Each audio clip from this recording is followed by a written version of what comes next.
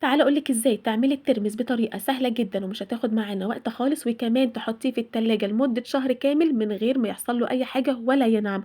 أول حاجة أنا جايبة نُص كيلو من الترمس اللي هو المُحلى مش المُر، وبعد كده غسلته وحطيته في مَيّة من بالليل للصبح، وبعد كده شطفت المَيّة وحطيته في مَيّة على النار. طبعًا ما طلعش معايا ريمة خالص ولا أي حاجة، سِبته ساعة إلا ربع وبعد كده طفيت عليه وسِبته زي ما هو لمدة ساعة، ساعة ونُص، وبعد كده خلاص شطفته من المَيّة. جِبت دلوقتي مَيّة من الفلتر أو مَيّة مسخّنينها ونسيبها تبرد خالص. توابل بقى، الملح على حسب الرغبة، وكمان من كل حاجة نُص معلقة كبيرة أو معلقة صغيرة كمون وشطة وبابريكا وليمونتين كبار معصورين.